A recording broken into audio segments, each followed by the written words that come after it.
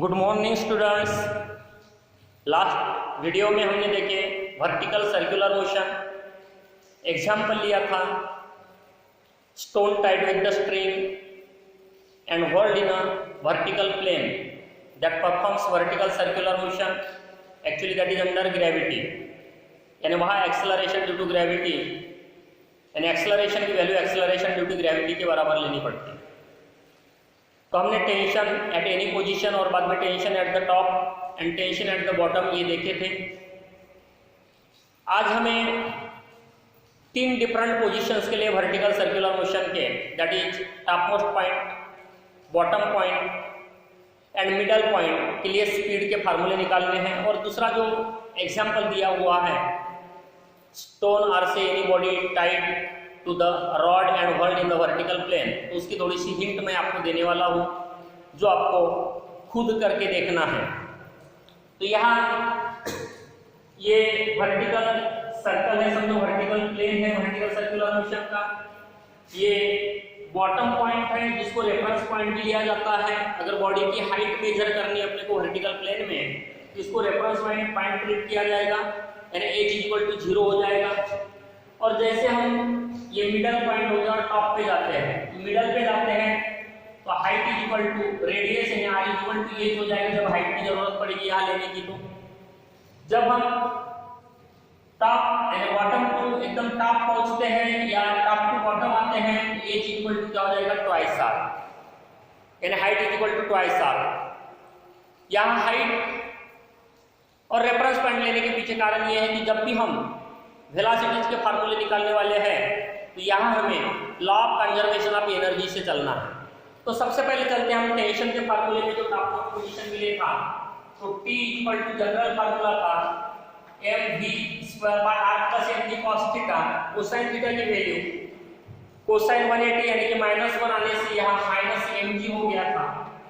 अब ये top most position है, टॉप मोस्ट पोजीशन मिले अगर T से मैं बता रहा हूँ, मिडल को कैपिटल M से बता रहा हूँ और बॉटम को P से बता रहा हूँ, तो वेलोसिटी को मैं vt बोलूंगा।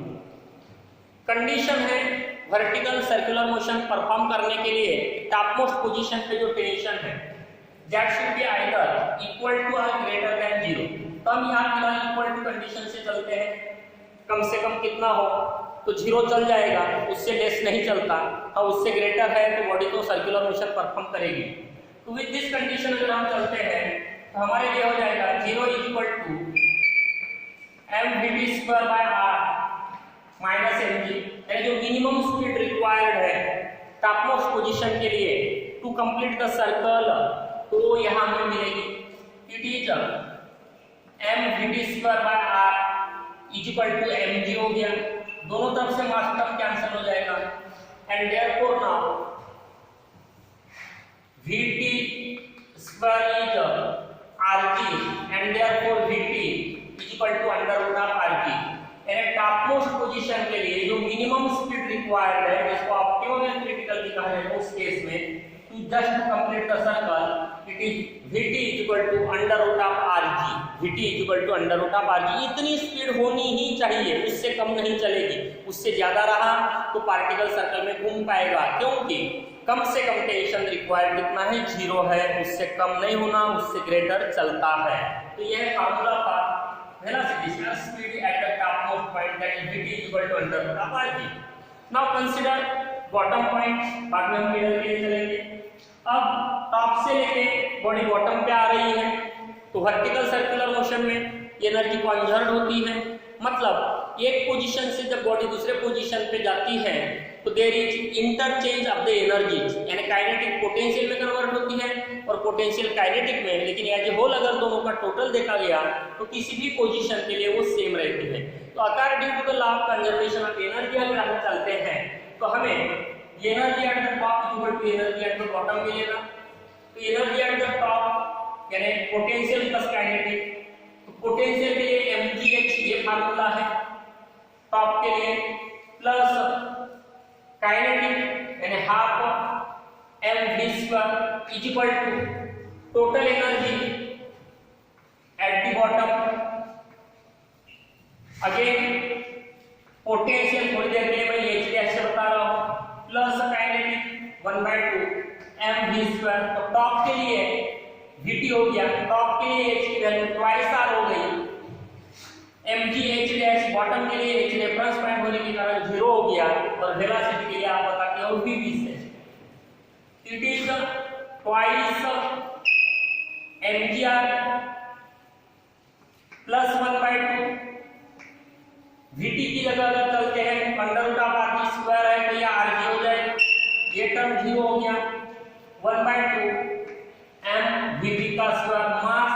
मास किलो में है, कैंसिल हो गया, क्रॉस मल्टीप्लिकेशन करके 2 to the 4 plus 1 5/2 rg is equal to इधर बचा 1/2 vb का स्क्वायर, दोनों तरफ 2 नीचे है, कैंसिल हो गया, यानी vb square is equal to क्या मिल रहा है 5rg, and therefore now vb is equal to under root of 5rg। This is formula for the speed at the bottom point under root of 5rg। एक बार देखो, according to the law of conservation of energy, potential energy at the top plus kinetic energy at the top is equal to potential energy at the bottom plus kinetic energy at the bottom।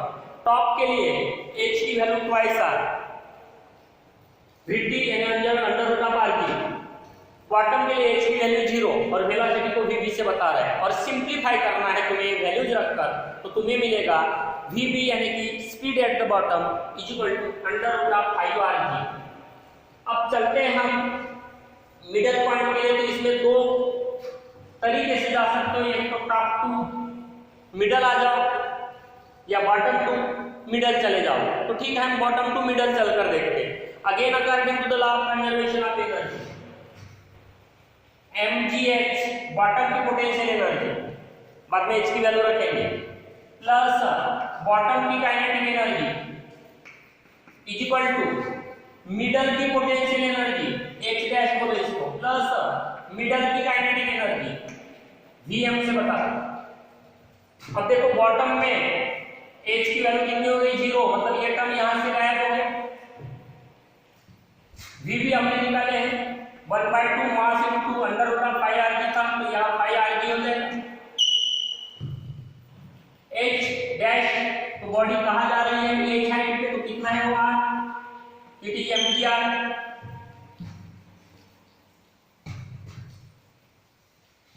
and therefore now it is 1/2 mvm square, सभी में मास term है, cancel हो गया, ये हो गया 5/2 rg, ये rg इधर आ गया, और उधर बचा 1/2 vm स्क्वायर। इसको क्रॉस मल्टीप्लिकेशन से सॉल्व करते हैं, 5 - 2 कितना हो गया 3/2 rg is equal to 1/2 vm square, दोनों में 2 है, कैंसिल हो गया, and therefore vm square is 3rg, and therefore vm is equal to under root of 3rg, यानी मिडल के लिए फार्मूला आता है अंडर रूट ऑफ 3rg। तो देखो तीनों पोजीशंस के लिए स्पीड का जो फार्मूला मिल रहा है वो अलग-अलग मिल रहा है। टॉप के लिए under root of rg, middle के लिए under root of 3rg, bottom के लिए अंडर रूट ऑफ 5rg। अब समझो अगर हम टॉप टू बॉटम आ रहे हैं तो स्पीड क्या हो रही है, इंक्रीज हो रही है, क्यों, क्योंकि mg sin थीटा ने हेल्प किया उसको इंक्रीज करने के लिए। अगर हम बॉटम टू टॉप जाते हैं तो स्पीड देखो डिक्रीज हो रही है, क्यों डिक्रीज हो रही है, तो अगेन mg sin थीटा क्या कर रहा है, उसको अपोज कर रहा है, और इसलिए डिफरेंट पोजीशंस पे जो स्पीड है वो अलग-अलग आता है वर्टिकल सर्कुलर मोशन में, और इसलिए इसको नॉन यूनिफॉर्म सर्कुलर मोशन कहा जाता है।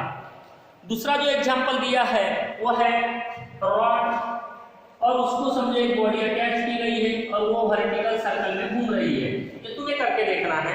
तो कंडीशन है रॉड भी रिजिड होने के कारण टॉप मोस्ट पोजीशन पे जब ये बॉडी पहुंचेगी तो मिनिमम स्पीड यहां टू कंप्लीट द सर्कल 0 चलता है, वहां नहीं चल रहा था स्प्रिंग के केस में, v minimum is equal to under root of r आ रहा था, लेकिन यहां रॉड होने के कारण और वो रिजिड होने के कारण मिनिमम स्पीड जो रिक्वायर्ड है उस केस में दैट इज इक्वल टू 0। तो जैसा भी हमने देखे थे टॉप के लिए v equal to under root of R, spring और स्टोन के केस में। रॉड के केस में आओगे तो v इक्वल टू कितना लोगे 0 एट द टॉप मोस्ट, और वैसे ही according to the law of conservation of energy आपको चलना है। Total energy at the top is equal to total energy at the bottom के हिसाब से चलोगे तो फिर under root of 4rg v square आ जाएगा, एक्चुअली v स्क्वायर मिडल यानी बॉटम पे आएगा 4rg, therefore v is equal to यानी ट्वाइस rg। इस प्रकार के जो भी फार्मूले मिलेंगे वो निकाल कर देख लेना आप लोग। बाकी कंडीशन है v minimum is equal to 0 at the top most, फिर according to the law of conservation of energy. ठीक है, तो तुम्हें तीनों पोजीशंस के जो फार्मूले हैं वो मिल जाएंगे। It is all about the circular motion. इस वीडियो तक ये सर्कुलर मोशन के बारे में हो गया रोटेशनल डायनामिक्स में। इसके आगे फिर हमें एक्चुअली 2 और टॉपिक्स हैं, बाकी 25% सिलेबस कम करने के कारण जो डेथ वेल यानी स्पीयर ऑफ डेथ जो होता है सर्कस में वगैरह या जो मेले में आते हो जो मोटरसाइकिलिस्ट स्पीयर में घूमते हैं वाला एक एग्जाम्पल था। और जो ब्रिजेस होते हैं ओवर ब्रिजेस जिनको कॉन्वेक्स ब्रिजेस भी कहा जाता है, ये 2 एग्जाम्पल्स और थे, लेकिन 25% सिलेबस कम करने के कारण वो दोनों टॉपिक्स इस साल के लिए केवल डिलीट किए गए हैं, तो अपने को नहीं लेने हैं। नेक्स्ट हमारा जो पार्ट रहेगा that is about the moment of inertia. Okay, तब तक के लिए bye, see you in the next video.